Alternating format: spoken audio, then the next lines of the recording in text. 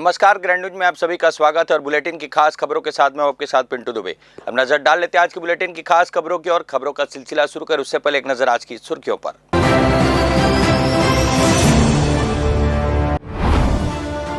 सरकारी रिसोर्ट में हिरण मांस पकाने की आशंका, मैनेजर सहित कर्मचारी गिरफ्तार। मांस लेकर आया बैगा फरार। मामले की गंभीरता की सूचना पर हरकत में आया वन विभाग। मूक बधिर दुष्कर्म पीड़िता ने इशारों से बताई आप बीती। डेमो वाली गुड़िया बनी पीड़िता की सहयोगी। बिलासपुर हाईकोर्ट ने साक्ष्य और गवाही को माना पूरी तरह वैध और विश्वसनीय। आरोपी की उम्र कैद बरकरार। लिंगाडी बचाओ अभियान के तहत पीड़ितों ने जगराता और आस्था का लिया सहारा। माता रानी पर दिखा टूट श्रद्धा और विश्वास। आंदोलनरत लोगों ने कहा केवल वही है हमारा सहारा।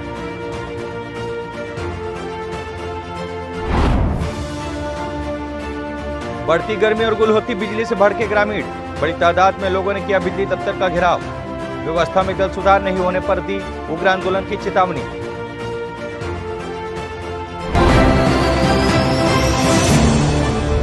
तो ये थी आज की तमाम सुर्खियां और अब खबरें विस्तार से।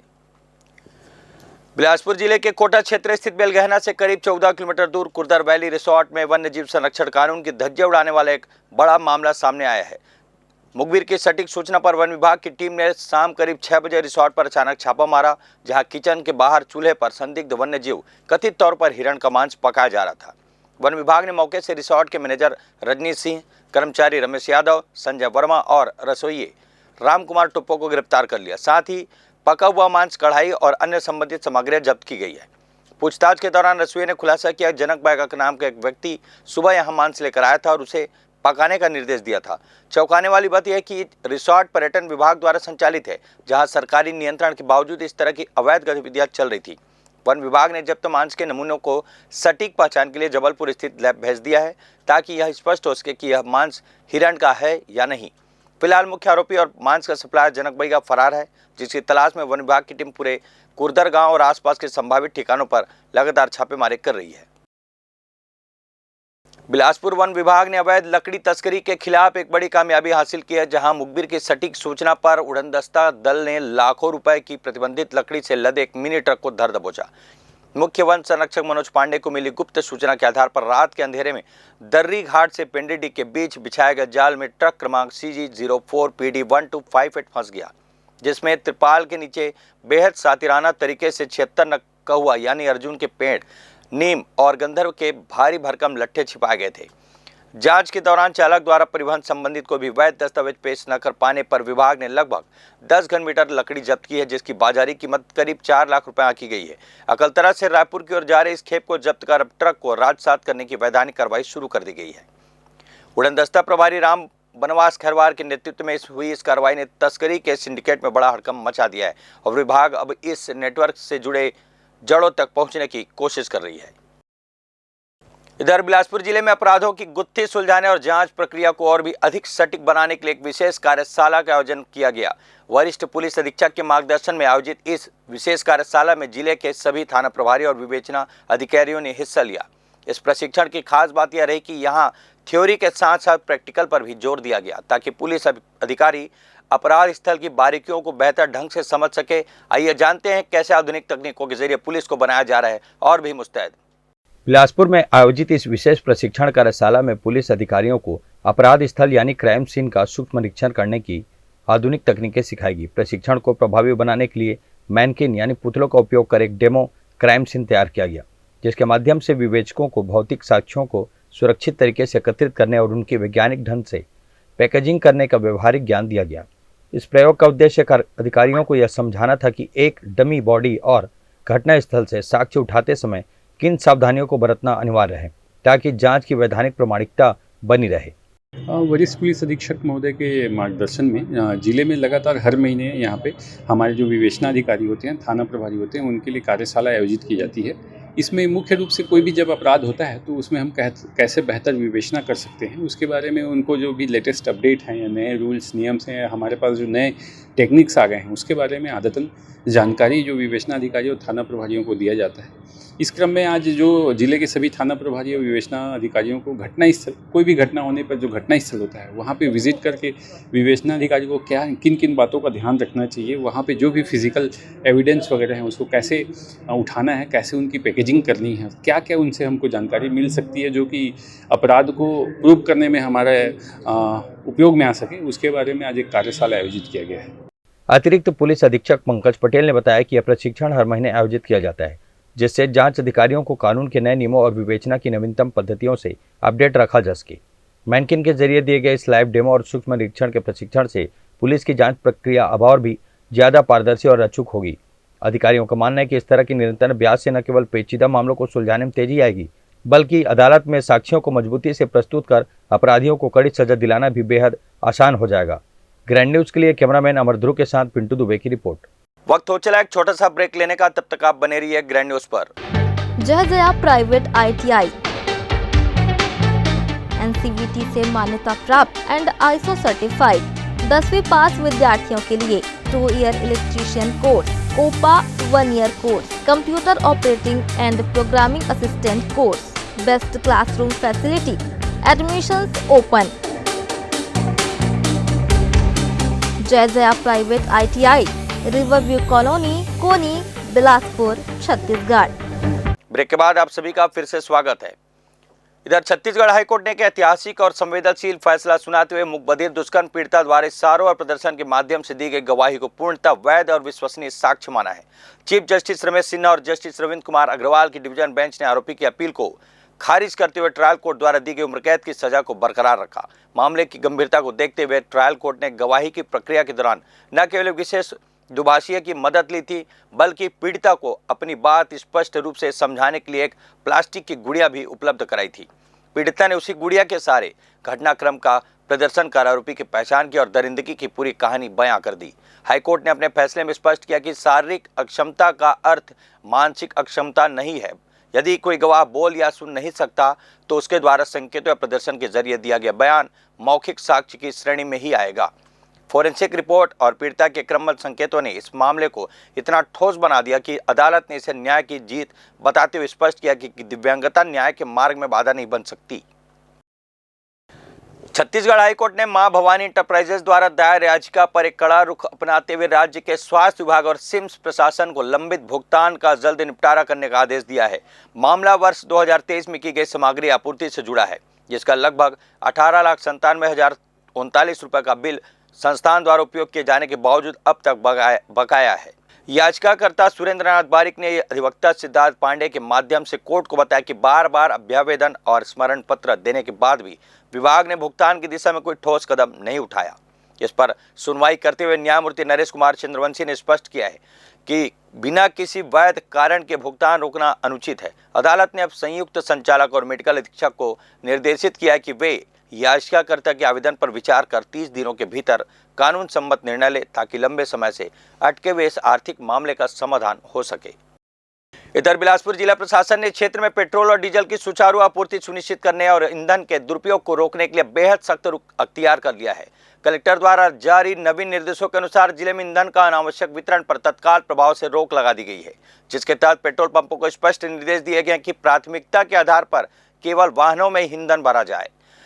प्रशासन का यह कड़ा कदम विशेष रूप से अवैध परिवहन और बाजार में होने वाली कालाबाजारी को जड़ से खत्म करने के उद्देश्य से उठाया गया है। इसके साथ ही औद्योगिक इकाइयों के लिए नियमों को और कड़ा कर दिया गया है। अब इन उद्योगों के ईंधन की आपूर्ति केवल वैध अनुमति और उनके पिछले खपत रिकॉर्ड के सूक्ष्म सत्यापन के आधार पर ही दी जाएगी। कलेक्टर ने संभावित संबंधित अधिकारियों को फील्ड पर सक्रिय रहने और किसी भी प्रकार की अनियमितता पाए जाने पर कड़ी दंडात्मक कार्रवाई करने के आदेश दिए हैं, ताकि आम जनता को ईंधन की कमी का सामना न करना पड़े।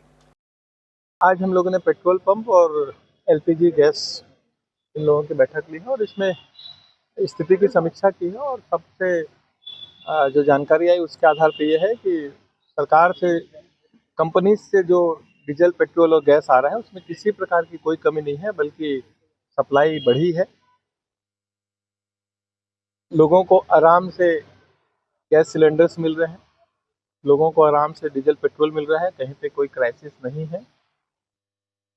और हमने इनसे यही जानना चाहा था कि कहीं कोई दिक्कत हो तो हमको बताएं, ताकि हम उसका समाधान करेंगे। तो इसमें इन्होंने बताया कि किसी प्रकार की कोई दिक्कतें नहीं है लोगों से अपील है आपके माध्यम से कि चूंकि ऐसे समय पे जहाँ पे पूरे वर्ल्ड में चीज़ें इफ़ेक्ट हो रही है, वैसी स्थिति में सरकार ने बहुत ही अच्छी प्लानिंग करके सप्लाई में किसी भी प्रकार की कमी नहीं होने दी है। रेट्स किसी भी प्रकार के नॉर्मल नहीं बढ़े हैं। तो ऐसी स्थिति में कुछ लोग ऐसे समय का फ़ायदा उठा करके जो जमाखोरी करते हैं, जो कालाबाजारी करते हैं, तो हम सब लोग मिल करके उस पर कार्रवाई करेंगे तो ये चीज़ें और बेहतर हो जाएंगी। मैंने यही बोला है कि जब आपके यहाँ लोग आते हैं, कस्टमर्स आते हैं, तो वो कैसा फील करते हैं वहाँ करके, ये भी ज़रूर पूछिए उन लोगों से। और ये मैसेज जाता है क्योंकि वो एक्चुअल में वहाँ जा करके गैस ले रहा है या फिर पेट्रोल डीजल ले रहा है, तो उसको कैसा फील हुआ, उसको आने में कहीं दिक्कत तो नहीं है, लेने में कहीं दिक्कत तो नहीं है। और अगर उसको दिक्कत नहीं है तो फिर सारी चीज़ें वो पब्लिक के सामने जाती है और लोगों को एक संतुष्टि मिलती है कि सारी चीज़ें नॉर्मल है। वक्त हो चला एक और छोटा सा ब्रेक लेने का, तब तक आप बने रहिए ग्रैंड न्यूज पर। जय जया प्राइवेट ITI NCVT से मान्यता प्राप्त एंड ISO सर्टिफाइड 10वीं पास विद्यार्थियों के लिए 2 year electrician course, COPA 1 year course, computer operating and programming assistant course, best classroom facility, admissions open. Jai Jaya private ITI, riverview colony, Koni, Bilaspur, Chhattisgarh. Break के बाद आप सभी का फिर से स्वागत है। रामनवमी के पावन अवसर पर जहां पूरे देश में उत्साह का माहौल है, वहीं अपने आशियाने बचाने की जंग लड़ रहे लिंगायत के प्रदर्शनकारियों ने भक्ति का मार्ग अपनाया है। धरना स्थल पर आयोजित विशेष जगराता कार्यक्रम के दौरान भारी संख्या में लोग एकत्रित हुए, जहां उन्होंने भजन कीर्तन के जरिए माता रानी का आशीर्वाद मांगा। आंदोलन समिति के सदस्यों का कहना है कि प्रशासन की कार्रवाई से डरे हुए इन गरीब परिवारों के पास अब केवल ईश्वर का ही सहारा बचा है। प्रदर्शनकारियों का मानना है कि जिस तरह माता रानी ने हमेशा अपने भक्तों की रक्षा की है, उसी प्रकार इस बार भी उनके आशीर्वाद से उनकी झुग्गी झोपड़ियां टूटने से बच जाएंगी। समिति ने स्पष्ट किया कि आंदोलन केवल विरोध प्रदर्शन नहीं बल्कि अपने हक की लड़ाई है, जिसे वे आस्था और विश्वास के साथ लड़ रहे हैं। उन्हें पूर्ण विश्वास है कि इस भक्तिमय आयोजन के बाद उनकी मनोकामना जरूर पूरी होगी और वे अपने घरों को सुरक्षित बचा पाएंगे। रामनवमी के उपलक्ष्य में जगह जगह जगराता हो रहा था। हमारे इस क्षेत्र में हमारे कमेटी के द्वारा और जितने धरना स्थल से जुड़े हुए लोग सभी का मन था कि माता का जगराता सुना जाए और माता के आशीर्वाद से ये आंदोलन हम लोग को एक ऐसा आशीर्वाद मिले जिससे हम सभी गरीबों का झुग्गी झोपड़ी बच जाए और माता रानी की जय जयकारा हो जाए। भगवान से बढ़ के कोई नहीं है और उम्मीद में दुनिया कायम है और भगवान पे हमें पूर्ण विश्वास है कि हमारी मनोकामना पूर्ण होगी। जो लिंगायत बचाओ आंदोलन चल रहा है, आज 127वां दिन है। लगातार 3 महीने से आंदोलन चल रहा है। तो मैं यही निवेदन करूंगा कि माता जी से प्रार्थना करूंगा, भगवान राम जी से प्रार्थना करूंगा कि नगर निगम को और जिला प्रशासन को और सरकार में बैठे हुए लोगों को, विधायकों को, सांसदों को भगवान जो है माता रानी सद्बुद्धि दे और कल जो है आकर के इनको बोले कि आपका घर नहीं टूटेगा और आप लोग आंदोलन ख़त्म करिए। तो हमारी माताएं बहनें जो बैठी है 127 दिन से, इनको कोई शौक़ नहीं है यहाँ बैठने का और फिर ये आंदोलन ख़त्म करके अपने अपने घर जाएंगे और यहाँ पे जो है जैसा कि दिनचर्या जो चल रहा था वो सब चलेगा। लिंगायत वासियों के द्वारा जगराता का प्रोग्राम रखा गया है और माँ के आशीर्वाद से आज इनको यहाँ बैठे हुए 127 दिन हो गए हैं और माँ का अगर आशीर्वाद रहा तो हो सकता है, बोलते हैं कि माँ के घर में देर होता है अंधेर नहीं होता है। आने वाले समय हो सकता है कि बहुत जल्दी आप लोगों को एक कष्ट से निवारण मिल जाए, क्योंकि माँ आज साक्षात आपके दरबार में आके बैठी हुई है। और मैं भगवान से प्रार्थना करूँगा, माँ देवी माँ से प्रार्थना करूँगा कि आपका दुख और दर्द जो है जल्द से जल्द दूर हो जाए। भगवान माता रानी चाहेगी तो हो सकता है कि हफ्ते 10 दिन में आपका दुख और दर्द खत्म हो जाए। यही लिंगायत में घर है मेरा। ये आज माता रानी का नवमी है तो इसके आज हम लोग जगराता कराए हैं। इस वजह से आज हमारे लिंगायत में जगराता हुआ कि शासन जो प्रशासन जो उनको सद्बुद्धि दे, जो हमको 127 दिनों से यहाँ पे धरने पे बैठाई है, ना गरीबों को घर को तोड़ रही है, ना हमारी सुनवाई सुन रही है। इस वजह से हम आज माता रानी का जनगणना करा रहे हैं। इधर चैत्र नवरात्रि के समापन और रामनवमी के अवसर पर धार्मिक नगरी रतनपुर में सदियों पुरानी परंपरा के अनुसार हनुमान जी की भव्य शोभा यात्रा इस वर्ष भी पूरे अनुशासन और आस्था के साथ संपन्न हुई। अष्टमी से शुरू होकर दशमी की भोर तक चलने वाली यह आयोजन क्षेत्र की सांस्कृतिक पहचान का प्रमुख केंद्र बना रहा। परंपरा के अनुसार अष्टमी तिथि पर हनुमान जी को विधिवत पूजा अर्चना के साथ रामटेकरी मंदिर से करैया पारा मालगुजार बाड़े में लाया गया, जहां विशेष पूजन कर रात्रि में उन्हें विश्राम कराया जाता है। नवमी की रात करीब 11 बजे करैया पारा से हनुमान जी की शोभा यात्रा प्रारंभ होती है। सुसज्जित पालकी में विराजित भगवान को मसालों, परंपराओं, वाद्य यंत्र, मंचल और जयघोष के बीच नगर के प्रमुख मार्गों से पूरी रात भ्रमण कराते हुए यह यात्रा दशमी की भोर में रामटेकरी मंदिर पहुंचती है, जहां विधिवत पूजा के बाद हनुमान जी को उनके मूल स्थान पर पुनः स्थापित किया जाता है। जनश्रुति के अनुसार इस परंपरा की शुरुआत रतनपुर के तत्कालीन शासक राजा भीमाजीराव भोसले द्वारा की गई थी। वर्तमान में भी इस परंपरा का निर्वहन स्थानीय समिति और नागरिकों के सहयोग से किया जा रहा है। भैया, हम सभी जानते हैं कि रामनवमी के समय पे जिस टाइम भगवान मर्यादा पुरुषोत्तम श्री रामचंद्र जी का जन्म हुआ था, उस समय हनुमान जी जो है वो अयोध्या पे नहीं थे। इस नाम से हमारे रामटेकरी मंदिर में जहाँ पर रामचंद्र जी का पालकी झुलाया जाता है, वहाँ पर हनुमान जी की प्रतिमा स्थापित है। ये रानी आनंदीबाई के समय का ही ये परंपरा है। पुराने समय में राजा महाराजाओं के द्वारा मालगुजार परिवार में हनुमान जी की प्रतिमा को भेजने की परंपरा थी। कुछ समय के बाद समय बदलते गया, राजा महाराजा, मालगुजार जमींदार, इनका समय समाप्त हुआ। इनके तत्पश्चात रतनपुर में रामटेकरी का हनुमान जी जो है करैया पारा में जाकर के वहाँ विराजित होते हैं अष्टमी के दिन, और दूसरे दिन रामनवमी का हम लोग पर्व हमारे रामटेकरी मंदिर पे मनाने के बाद दूसरे दिन हम लोग रात को यहाँ आते हैं करैया पारा, और यहाँ से हनुमान जी का मचाल जुलूस यात्रा के द्वारा मचोल भी रहता है, जिसमें 4 व्यक्ति हनुमान जी को पाए रहते हैं। साथ में मसाल के द्वारा बिना किसी लाइट के या आधुनिक यंत्रों की उपयोगिताओं के बिना इस हनुमान जी की यात्रा जो है रात्रिकालीन 11 बजे चालू होती है, जो कि सुबेरे दशमी तिथि पर रामटेकरी मंदिर पहुंच करके समाप्त होती है। जय श्री राम। भैया, रतनपुर की बहुत पुरानी परंपरा है कि हमारे करैया पारा में तो चाहे वो किसी भी प्रकार की प्राचीन कार्य हो, ये सब पे वो लोग अधिकतम ध्यान देते हैं, और इस परंपरा पे तो वो लोग मिलजुल करके और पूरे सामाजिक स्तर पे ये कार्य को पूर्ण करते हैं। 17वीं शताब्दी में राजा बिम्बाजीराव भोसले का शासन था, और उसी समय आनंदीबाई के द्वारा इस यात्रा को प्रारंभ किया गया था। तो भैया, ये लगभग 450 वर्ष पुराना परंपरा है। पूरे नगर वासी मिलजुल करके करैया पारा से यह परंपरा जो है शुरू होती है, और पूरे नगर भ्रमण करते हुए रामटेकरी मंदिर में जाकर के ये समाप्त होती है। और भगवान राम के जन्मोत्सव के 1 दिवस पूर्व हनुमान जी की मूर्ति को ला करके करैया पारा में विराजमान किया जाता है, और रामनवमी के दिन रात्रिकालीन में मसाल के साथ मोहल्ले वासियों के द्वारा कंधे पर उठाकर पालकी में सजा करके रामटेकरी तक नगर भ्रमण करते हुए लेकर के जाया जाता है। ये पूरे देश और विदेश में शायद ही ऐसी कोई परंपरा होती होगी जो यहाँ रतनपुर में होती है। ये हमारे सनातनियों के लिए गौरव की परंपरा है। ये चारों युग की नगरी है, रतनपुर धार्मिक नगरी रही है। चारों युग में इतिहास के पन्नों में इसका ऐतिहासिक गौरवान्वित क्षण मौजूद है, और यह परंपरा वर्षों पुरानी परंपरा है जो राजा बिम्बाजीराव भोसले द्वारा शुरू की गई थी।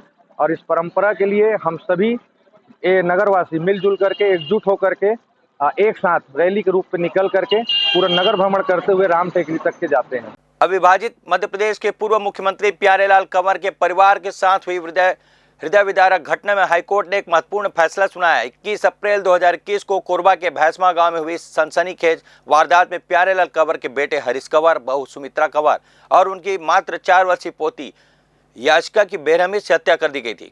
इस तिहरे हत्याकांड का मुख्य कारण पारिवारिक जमीन के मुआवजे को लेकर उपजा विवाद था, जिसके बाद पुलिस ने मृतक के बड़े भाई हरभजन सिंह कंवर, उनकी पत्नी धन कंवर, साले परमेश्वर और सुरेंद्र सहित दोस्त रामप्रसाद को आरोपी बनाया था। कोरबा की निचली अदालत ने साक्ष्यों के आधार पर सभी 5 आरोपियों को दोषी करार देते आजीवन कारावास की सजा सुनाई थी। हालांकि इस फैसले को हाईकोर्ट में चुनौती दी गई, जहां मामले की गहन सुनवाई के बाद न्यायालय ने 2 आरोपियों की उम्र कैद की सजा को यथावत रखा है, जबकि साक्ष्यों के अभाव या अन्य कानूनी पहलुओं को देखते हुए 3 अन्य आरोपियों को बरी करने का आदेश दिया है। देखिए पूरी खास रिपोर्ट। वक्त हो चला एक और छोटा सा ब्रेक लेने का, तब तक बने रहिए आप ग्रैंड न्यूज पर। जय जया प्राइवेट ITI NCVT से मान्यता प्राप्त एंड ISO सर्टिफाइड 10वीं पास विद्यार्थियों के लिए 2 year electrician course, COPA 1 year course, computer operating and programming assistant course, best classroom facility. Admissions open. Jai Jaya private ITI, riverview colony, Koni, Bilaspur, Chhattisgarh. Break के बाद आप सभी का फिर से स्वागत है। जैसे जैसे गर्मी का पारा चढ़ रहा है वैसे वैसे बिजली व्यवस्था की पोल भी खुलती नजर आ रही है।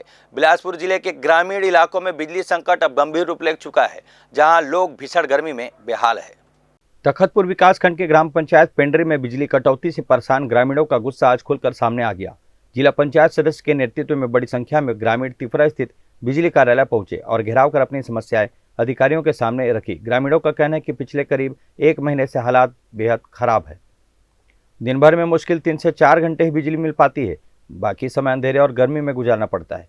इससे न सिर्फ लोगों का दैनिक जीवन प्रभावित हो रहा है, बल्कि खेती किसानी के काम में भी बुरी तरह प्रभावित हो रहे हैं। ग्रामीणों ने चेतावनी दी है कि अगर जल्द बिजली व्यवस्था में सुधार नहीं हुआ तो उग्र आंदोलन किया जाएगा। वहीं इस पूरे मामले पर अधीक्षण अभियंता SK जांगड़े ने बताया कि पेंड्री क्षेत्र में नया ट्रांसफार्मर लगाने का काम जारी है, जिसे जल्द चालू कर दिया जाएगा। साथ ही पोड़ी गांव में नए सब स्टेशन के निर्माण की प्रक्रिया भी शुरू होने वाली है, जिससे क्षेत्र की बिजली समस्या दूर होने की उम्मीद है। लगभग 15 दिन क्या क्या प्रभावित हो रही है? लाइट पानी पीने से सबसे ज़्यादा प्रभावित हो रहा है। अब छोटे छोटे बच्चे का भी पेपर हुए और बच्चे सो नहीं पा रहे हैं। छोटे छोटे बच्चे समस्या हो रहा है। रात रात में लाइट बनाना पड़ता है, जान जोखिम में लगा कर ग्रामीणों के द्वारा लाइट बनाया जाता है। विद्युत विभाग में इतना पर्याप्त कर्मचारी भी तो समय पर नहीं पहुँच पाते हैं। साहब को अवगत कराने पर कर्मचारी का हमारा जो फोन काट दिया जाता है। अभी क्या बोले इस बात पे? अभी 1 दिन में समाधान हो जाएगा। तो हम चक्का जाम करेंगे, क्योंकि किसानों की समस्या है और पेयजल की समस्या। जी, हम तखतपुर विधानसभा पेंड्री गांव से आए हैं। वहाँ विगत 15 से 20 दिनों लगातार लाइट बंद, कभी 1 फेस आना, कभी 2 फेस आना और कभी लाइट ही न रहना। 8 घंटा, 10 घंटा, 4 घंटा, लगभग हमको 24 घंटा लाइट मिलता है। और कई तारें भी ऐसी हो चुकी है, बिल्कुल सड़ चुकी है, बार बार टूटना, और ग्रामीणों के द्वारा ही बनाया जाता है। अब जब सर से कांटेक्ट करते हैं, यही सर से या उच्च अधिकारियों से, उनके द्वारा बोला जाता है कि हमारे पास उचित स्टाफ नहीं है, इसलिए अब हम लोग रिस्क लेकर उस काम को करते हैं। उसी बात से अवगत कराने के लिए हम लोग सर के पास आए थे, तो उनके द्वारा आश्वासन दिया गया है कि आपका काम हो जाएगा करके। अगर जैसे हमारा काम नहीं होता है तो आगे देखेंगे हम किसान। कितने दिन की समस्या लगभग 20 दिनों से है सर। जो पेंड्री गाँव के लोग हैं, उनकी शिकायत थी कि भी ओवरलोडिंग के कारण से पीरियड में लाइन बंद हो रही है। अभी वर्तमान में पेंडारी में एक नया हम लोग सब स्टेशन में पुराना सब स्टेशन है, उसमें एक नया ट्रांसफार्मर लगा लिए हैं और उसको जल्दी चालू करके जो काटापुर में जो ओवरलोडिंग की समस्या आ रही है उसको कुछ लोड को हम लोग पेंडारी सब स्टेशन से करेंगे और इसके बाद में उनका जो भी लोडिंग की जो समस्या है समाप्त हो जाना चाहिए। उसके साथ साथ में हम लोग अभी पोड़ी गाँव में नया सब स्टेशन बना रहे हैं। इसका जो है टेंडर प्रक्रिया है और इसका ये काम हो जाने के बाद में आसपास जो क्षेत्र है, खास करके काटापुनी, पोड़ी, चुरभट्टी और पेंडारी के जो समस्या है वो सारी समस्या समाप्त हो जाएगी। अब बड़ा सवाल यही है कि आखिरकार कब तक लोगों को इस बिजली संकट से राहत मिलेगी और क्या प्रशासन अपने वादों पर खरा उतर पाएगा। ग्रैंड न्यूज के लिए गोलू कश्यप की रिपोर्ट। इधर बिलासपुर में एक बार फिर रेलवे प्रशासन के फैसले ने हजारों लोगों की रोजमर्रा की जिंदगी को संकट में डाल दिया है। तारबहार और सिरगिट्टी को जोड़ने वाला एकमात्र प्रमुख अंडरब्रिज 1 अप्रैल से 15 मई तक यानी पूरे 1.5 महीने के लिए बंद किया जा रहा है। इस फैसले से क्षेत्रवासियों में गहरी नाराजगी और बेबसी साफ नजर आ रही है। देखिए पूरी खास रिपोर्ट। यह अंडरब्रिज केवल एक रास्ता नहीं बल्कि हजारों लोगों की जिंदगी की लाइफलाइन है। रोज सुबह काम पर जाने वाले मजदूर, नौकरी पेशा लोग, स्कूली बच्चे और व्यापारी इसी रास्ते पर निर्भर है। इसके बंद होने का मतलब है रोज की दिनचर्या का पूरी तरह बिखर जाना। लोगों का सवाल है कि जब हाल ही में अंडरब्रिज का निर्माण और मरम्मत कार्य किया गया था तो आखिर अब ऐसा क्या अचानक सामने आ गया कि इसे 45 दिनों के लिए पूरी तरह बंद करने की जरूरत पड़ गई। क्या रेलवे पहले से योजना बनाकर काम नहीं कर सकता था?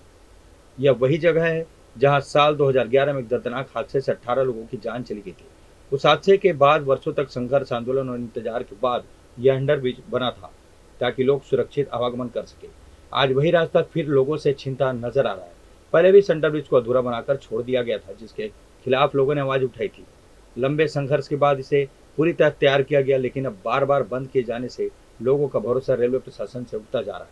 1.5 महीने भी इसी बंदी से लोगों को कई किलोमीटर लंबा चक्कर लगाना पड़ेगा। स्कूली बच्चों की पढ़ाई प्रभावित होगी, मजदूरों की रोजी रोटी पर असर पड़ेगा और छोटे व्यापारियों का काम ठप हो जाएगा। हर दिन लोगों को समय, पैसा और परेशानी तीनों की भारी कीमत चुकानी पड़ेगी। राहगीरों और स्थानीय निवासियों का कहना है कि अगर मरम्मत जरूरी भी है तो इसे चरणबद्ध तरीके से या रात के समय किया जा सकता था, लेकिन पूरे रास्ते को बंद कर देना सीधे जनता की परेशानी को नज़रअंदाज करना है। देखिए, एक तो पहले कोई सूचना का बोर्ड नहीं लगा, खाली एक मैसेज ही आया था कि 45 दिनों के लिए बंद, और फिर अभी विगत इतने सालों बाद कई लोगों के मरने के बाद तो ये ब्रिज बना, और वो भी आधा अधूरा बनाए थे, जिसमें 2 लाइन को छोड़ दिया गया था। फिर जब उस 2 लाइन को जोड़ने के लिए सालों बाद पहल हुई तो फिर से 2-3 महीना 4 महीने के लिए बंद करके और इस ब्रिज को बनाया गया। और अभी तो बंद किए थे लोग 3 महीने के लिए, 2 महीने के लिए, उसके बाद ये बन गया पुल, और फिर 45 दिनों के लिए बंद। अब बच्चों के स्कूल आगे खुलने हैं और घर इतने लोगों का आना जाना है। पहले ये वैश्विक युद्ध जो चल रहा है उसके कारण पेट्रोलों का मिलना मुश्किल हो रहा होगा, अब उसके बाद ये 5 किलोमीटर का इतना दूर से रोज़ का घूमना और बच्चों को स्कूल आना जाना, लाइन को सब तरफ से ब्लॉक किया, कोई बीच से जा भी नहीं सकता है। तो 45 दिन का बंद समझ से परे है ये रेलवे की। अब बंद होगा तो देखो, एक तो बहुत दूर से सब ओवरब्रिज चुचिया पारा फाटक का यूज़ करो बोलते हैं, ROB यूज़ करो, वो काफ़ी दूर है, बच्चों को आना जाना भी दिक्कत है। और जन की स्थिति बन जाएगी अगर लोग बिल्कुल। और मैं समझता हूँ आप यहाँ 2 मिनट रुकिए, कितना आवाजाही रायपुर आने जाने वाले, इंडस्ट्रियल एरिया आना जाने वाले, और इस तरफ का एरिया में बहुत विकास हो चुका है, लाखों लोग रह रहे हैं, सबका आना जाना बिल्कुल बंद हो जाएगा यहाँ से। और मैं सोचता हूँ शहर को जोड़ने का एकमात्र सबसे नज़दीकी रास्ता यही है। और ब्रिज तो अभी बना हुआ था, अभी तो नया बना है, नया बनने के बाद इसमें रख रखाव के लिए 45 दिन बंद। कुछ रख रखाव का अगर काम आ भी गया तो रात को किया जा सकता है, 1 हफ्ते के लिए बंद करके किया जा सकता है। 45 दिन बहुत ज़्यादा हठकर्मिता है रेलवे की, इतना ज़्यादा नहीं करना चाहिए। और यहाँ के जनप्रतिनिधियों को भी चाहिए कि इसका विरोध करें, और नहीं तो समय पूछे कितना दिन क्यों लग रहा है, काहे के लिए इतना दिन के लिए बंद किया जा रहा है। अब देखते हैं इसमें क्या हो सकता है, जनप्रतिनिधि लोग सोचें आप इस बारे में। इसमें हमको बहुत दिक्कत होगा, तो शासन से हमें अपील है कि इसे बंद ना करें, इसके मतलब कोई और हल ढूंढे इसके लिए। जैसे बंद होता ही है तो कैसे करेंगे? बंद होगा तो दूसरा रास्ता है, लेकिन उससे हमें बहुत कठिनाइयों का सामना करना पड़ेगा। अरे भैया बहुत परेशानी हो जाएगा, इसको कैसे बंद कर सकते हो आप? हम लोग को तो कम से कम 4 बार 5 बार आना जाना पड़ता है भैया, तो परेशानी तो है ना हमारे लिए, हमारा दुकान है। तो अब इसके लिए कुछ ऑप्शंस निकालना चाहिए ना भैया इसके। नहीं, कोई मरम्मत का तो ज़रूरत है नहीं भैया, इसमें धूल मट्टी है तो उसको फेंकवा सकता है आदमी, और क्या है। तो कितने दिन कैसे करेंगे अगर बंद होता है? अरे भैया 1.5 महीना तुम तो मर जाएंगे बिना मौत का। भाड़ा कितना देंगे भैया, किराया कितना हो जाएगा ऑटो का, बताओ ना। एक तो पेट्रोल का मार, ऊपर से ये भाड़ा। क्या नाम लिखते, कहाँ रहते हैं भैया? हम लोग यहाँ रहते सिरगिट्टी में, तो महिमा नगर में रहते हैं। क्या नाम? और हमारा किराना दुकान है वहाँ पर, नरेंद्र चौधरी नाम है भैया। अरे आएंगे जाएंगे तभी तो कूद के यहाँ से, नहीं जाएंगे फिर हड़ताल करेंगे, बैठेंगे हड़ताल में। रोज आना जाना करते हो आप यहाँ से? हाँ, यहाँ से रोज आना जाना करते हैं, राजमिस्त्री का काम करते हैं, तो बंद हो जाएगा तो हड़ताल करेंगे, बैठक करेंगे यहाँ के नहीं। तो अभी बनाया इसको फिर यहाँ काम करेंगे बोल रहे हैं? अरे अभी बना, भी कुछ नहीं हुआ, ठीक ठाक है पूरा, उसके बाद भी काहे के लिए कर रही है वो बीच को बंद, इसके लिए हड़ताल करेंगे। अब क्षेत्रवासी रेलवे प्रशासन से इस फैसले पर पुनर्विचार करने की मांग कर रहे हैं। साथ ही जनप्रतिनिधियों से अपील की जा रही है कि वे आगे आकर लोगों की आवाज बने और इस जन समस्या का जल्द समाधान कराएं, ताकि आम जनता को राहत मिल सके। ग्रैंड न्यूज के लिए कैमरामैन अमर ध्रुव के साथ पिंटू दुबे की रिपोर्ट। उधर बिलासपुर शहर से सटी BN सिटी कॉलोनी में इन दिनों कॉलोनाइजर और रहवासियों के बीच तकरार चरम पर है, जहां बुनियादी सुविधाओं के अभाव और कथित उत्पीड़न को लेकर लोगों में भारी आक्रोश व्याप्त है।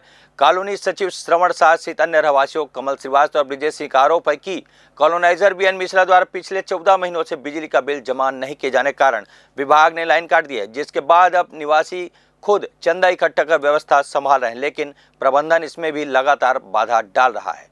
निवासियों का कहना है कि कॉलोनी में मेंटेनेंस और सुरक्षा व्यवस्था पूरी तरह ठप है और अमन केवट नामक व्यक्ति के जरिए लोगों पर दबाव बनाकर अवैध वसूली करने की कोशिश भी की जा रही है। साल 2017 से रह रहे परिवारों का कहना है कि प्रशासन से बार बार शिकायत के बावजूद अब तक कोई ठोस कार्रवाई नहीं हुई है, जबकि आवारा पशुओं के जमावड़े और बिजली पानी की किल्लत से उनका जीना मुहाल कर दिया है। फिलहाल परेशान कॉलोनी वासियों ने प्रशासन से इस पूरे मामले की निष्पक्ष जांच कर दोषी कॉलोनीजर खिलाफ सख्त वैधानिक कार्रवाई की मांग की है। जी, जैसा कि अभी हमारे वरिष्ठ भैया ने बताया सारी जानकारियाँ दी। और देखिए यहाँ पर विगत 6-7 वर्षों से जो होना चाहिए, जो टीएनसी जो कॉलोनी के जो विशेषताएं होनी चाहिए, उससे कॉलोनी बहुत पीछे चल रहा है।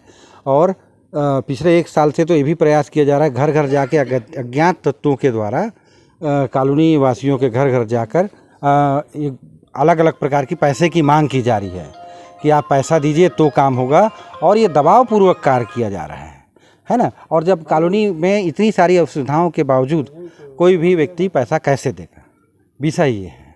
अभी यही है विषय है कि जो मूलभूत सुविधाएं उसमें व्यवधान उत्पन्न हो, और बाकी जो भी लोग हैं यहाँ के लगभग 150-200 लोगों का ये कॉलोनी है और 60-70 घर निवासरत परिवार हैं यहाँ पर।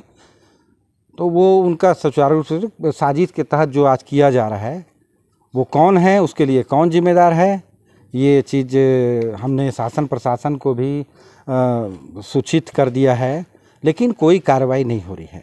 आज इस कॉलोनी के लोग, शहर से लगा हुआ कॉलोनी है, पूरे शासन प्रशासन होने के बावजूद हम लोग कॉलोनी के जो परिवार हैं वो लवारिसों की तरह एक ज़िंदगी व्यतीत कर रहे हैं। कभी भी उनके साथ कुछ भी हो सकता है, कुछ भी घटना घट सकती है, इसके लिए भयभीत हैं कॉलोनी वासी।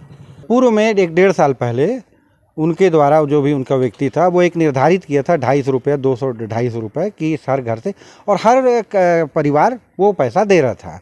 उसके बाद अचानक से जब वो लेना बंद कर दिया गया उनके द्वारा, और बोला गया कि हमको 900 रुपये था ना, आसपास 900 रुपये दीजिए तब। और इतनी पहले भी खबरें समाचार पत्रों में आ चुकी है, यहाँ की जो अनियमितताएं हैं वो सारी खबरें आ चुकी है, कुछ कार्रवाई नहीं किया गया है, और अवैध पैसे की मांग की जा रही है बार बार। ब्रजेश कुमार सिंह हैं। इस कॉलोनी के बिल्डर बीएन मिश्रा द्वारा पूरे कॉलोनी वासियों को प्रताड़ित किया जा रहा है, मानसिक प्रताड़ित, पानी से प्रताड़ित, सभी तरह से प्रताड़ित किया जा रहा है। विगत 14 महीने से पानी का बिल नहीं पटाया गया था और बिजली लाइन कटवा दिया गया, जिससे पानी सप्लाई बंद हो गया। कॉलोनी वासी सब एकत्र होकर के चंदा करके बिजली का बिल का भुगतान करके पानी का व्यवस्था चालू किए, बहाल किए।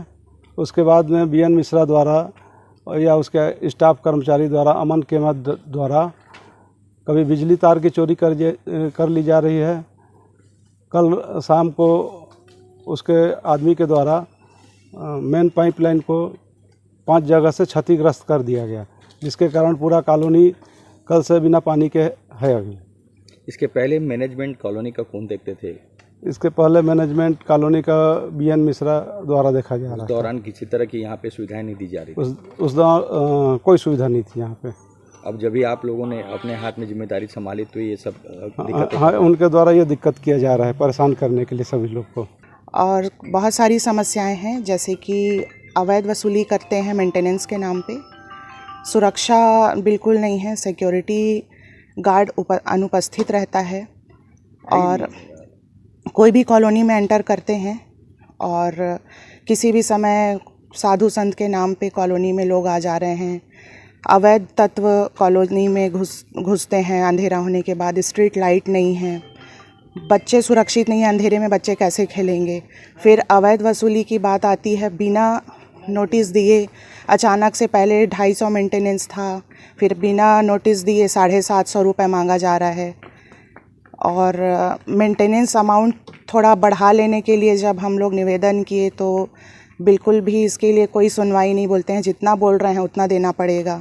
और मान लीजिए हम मेंटेनेंस अमाउंट देने के लिए राज़ी भी हैं कि ठीक है दे देंगे, तो बात यह है कि वो मेंटेनेंस के नाम पे फिर कुछ करते भी नहीं हैं। नालियाँ जाम पड़ी हैं, पेड़ पौधे घास सब कुछ ऐसे ही उग जाते हैं। त्योहारों के समय हम खुद अपनी सफाई कर रहे हैं, तो अच्छे कॉलोनी में अगर हम रह रहे हैं, टीएनसी रेरा में रह रहे हैं, और हमको मेंटेनेंस अमाउंट देने के बाद सुविधा नहीं मिलेगी, तो फिर क्या फ़ायदा है यहाँ इतना अमाउंट भी देने का और रहने का। तो प्रशासन से मैं निवेदन करना चाहती हूँ कि इसके लिए उचित कार्रवाई करें। और सभी कॉलोनी वासी परेशान हैं, पानी काट दिया जाता है कभी भी।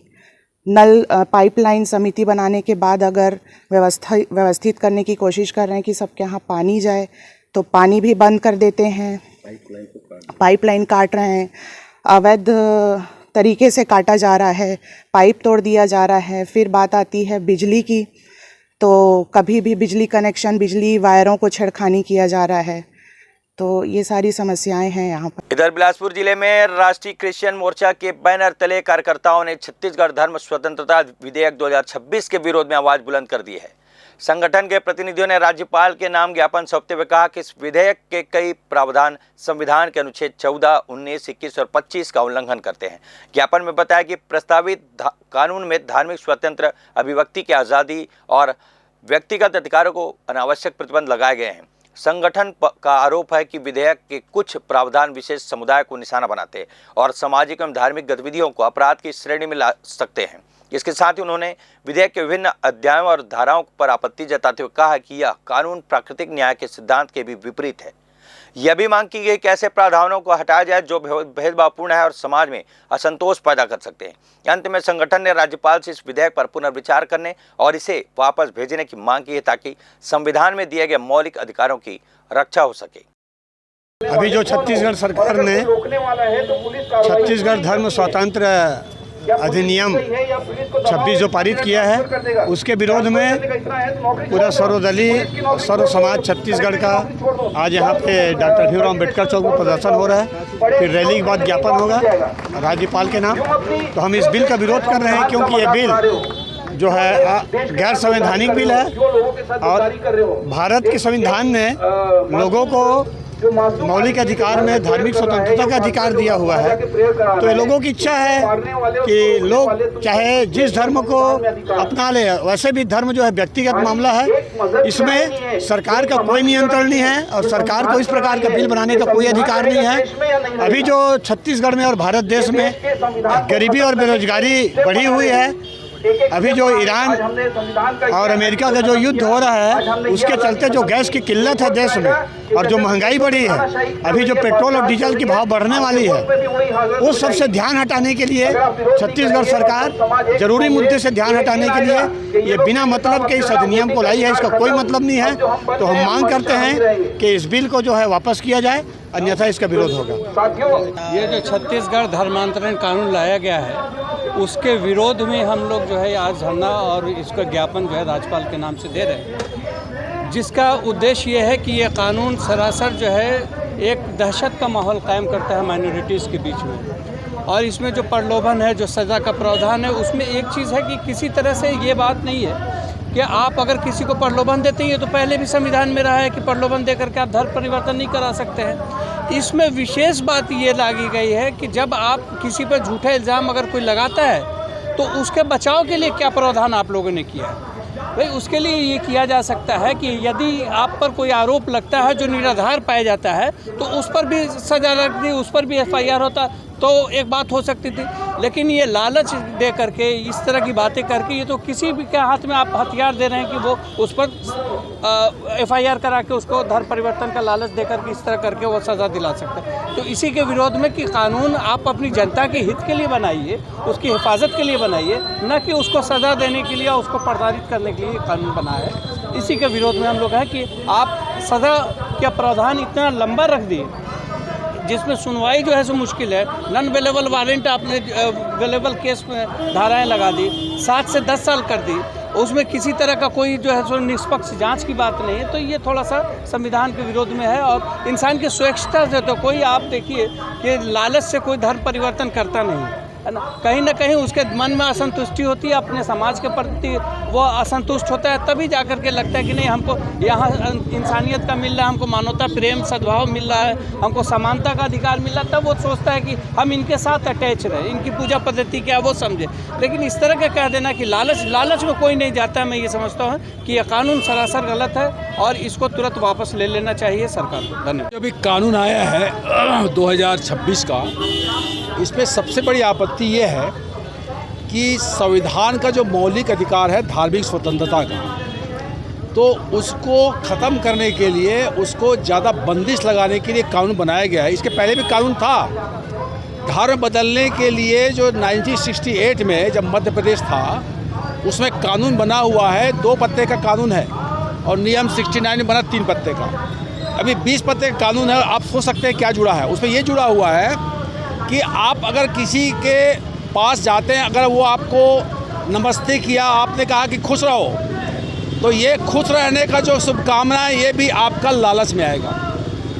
दूसरी बात यह है कि आप धर्म स्वतंत्रता की बात करते हैं, इसमें लिखा है धार्मिक स्वतंत्रता विधेयक, तो स्वतंत्रता तो हमारे संविधान ने दिया है। आपको 20 पत्ता का इतना सारा लंबा चौड़ा बनाने के पीछे मकसद हम समझ रहे हैं कि भारत में जो बहुसंख्यक हिंदू कहे जाते हैं, दरअसल वो बहुत नया कॉन्सेप्ट है। आज से 150 साल पहले हिंदू शब्द कोई था नहीं, न रामायण महाभारत मिलेगा आपको। ये जो जबरन का हिंदू कह के अपने को 80% करते हैं और ये एक साइकोलॉजी बनाते हैं एजेंडा कि भारत देश जो है बहुमत में हिंदू का है, जबकि भारत देश जो है मेजॉरिटी कृष्ण का, आदिवासियों का और तमाम राजा बलि का, ऐसे महान अनार्य राजा थे, अशोक का, उनका धर्म का देश है ये। हम हिंदू को गलत नहीं मानते, मानवतावादी हिंदू हमारे दोस्त हैं, लेकिन मनुवादी हिंदू जो है हमारा दोस्त नहीं हो सकता, क्योंकि आदमी को आदमी नहीं समझता, वो गुलाम समझता है। इसलिए भारत के संविधान में ये उल्लेख किया गया है कि भारत में कोई भी व्यक्ति अपने स्वतंत्रता के साथ में किसी धर्म को छोड़ सकता है, अपना सकता है, लेकिन इस कानून में ये टोटल बंदिश बना दिया गया है कि कोई आदमी जो है धर्म बदल नहीं सकता। ये हमारी आपत्ति है। वक्त हो चला है एक और छोटा सा ब्रेक लेने का, तब तक आप बने रहिए ग्रैंड न्यूज पर। जया प्राइवेट ITI NCVT से मान्यता प्राप्त एंड ISO सर्टिफाइड 10वीं पास विद्यार्थियों के लिए 2 year electrician course, COPA 1 year course, computer operating and programming assistant course, best classroom facility, admissions open. Jaya private ITI, riverview colony, Koni, Bilaspur, Chhattisgarh. Break के बाद आप सभी का फिर से स्वागत है। बिलासपुर के सबसे व्यस्त मार्ग नेहरू चौक और देवकी नंदन गोल बाजार तक बन रही सड़क अब विवादों में घिरती नजर आ रही है। लंबे इंतजार के बाद सड़क निर्माण शुरू हुआ, लेकिन अब डिवाइडर की ऊंचाइयों को लेकर शहर में विरोध तेज हो गया है। दरअसल इस सड़क की खराब हालत को लेकर जूना बिलासपुर व्यापारी संघ लंबे समय से आवाज उठा रहा था। कई बार पत्राचार और यहां तक कि चक्का जाम के बाद आखिरकार प्रशासन ने सड़क निर्माण का प्रस्ताव पास किया, लेकिन जैसे ही निर्माण कार्य शुरू हुआ वैसे ही नई परेशानी सामने आ गई। देवकी नंदन चौक स्थित कंपनी गार्डन के पास बनाया जा रहे डिवाइडर की ऊंचाई को लेकर विवाद खड़ा हो गया। पहले जहां डिवाइडर की ऊंचाई करीब 1 से 2 फीट थी, वहीं अब इसे बढ़ाकर करीब 4 से 5 फीट किया जा रहा है। शहर के समाजसेवी और स्थानीय लोगों का कहना है कि यह इलाका बेहद व्यस्त है और यहाँ से अक्सर जुलूस, रैलियां और बड़े आयोजन निकलते हैं। कंपनी गार्डन से मस्जिद की ओर जाने वाला मार्ग ट्रैफिक डायवर्सन के लिए अहम रहा है, लेकिन ऊंचा डिवाइडर बनने से रास्ता बाधित हो सकता है और जाम की स्थिति बन सकती है। इतना ऊंचा डिवाइडर यहाँ ट्रैफिक के लिए बड़ी समस्या बनेगा, इसे तुरंत रोका जाना चाहिए। जो विवेकानंद उद्यान के पास में डिवाइडर बन रहा है, देवकी नंदन चौक से लेकर फिर आगे जो सदर तक जा रहा है, उस संबंध में कलेक्टर साहब को ज्ञापन देने के लिए आए थे। पुराना शहर है हमारा, बहुत ज़्यादा प्रयोग करने की स्थिति के लायक नहीं है। पहले वहाँ डिवाइडर था, 6 इंच चौड़ा था और 6 इंच 7 इंच के करीब करीब लंबा था। आदमी का आना जाना बड़ी आसानी के साथ वहाँ हो जाता था। और आज हमने डिवाइडर जो बनाया है करीब करीब 6 फीट ऊंचा हो गया है। पदयात्रियों के लिए परेशानी का सबब है। बहुत 15 फीट की सड़क है, उस पर भी पार्किंग है, ठेले खड़े हैं, छोटे लोग व्यवसाय कर रहे हैं। तो आदमी जब पैदल चल रहा है, 20 सड़क पे या 20 सड़क से और दूसरी तरफ होकर चल रहा है, तो जो प्रैक्टिकल समस्या है वह पदयात्रियों के लिए भी है। और साथ ही साथ अगर वाहन पे चलता हुआ व्यक्ति धोखे से टकराकर दूसरी ओर गिरता है तो उसके सिर पे लोहे से लगने का पूरा अंदेशा है। ये तो सुनने में यह भी आ रहा है कि शायद तोरवा तक जाएगा डिवाइडर ये पूरा बनता हुआ। तो शहर ये छोटा शहर है, इसमें इतने बड़े डिवाइडर की आवश्यकता बिल्कुल नहीं है। डिवाइडर हमेशा सांकेतिक होते हैं।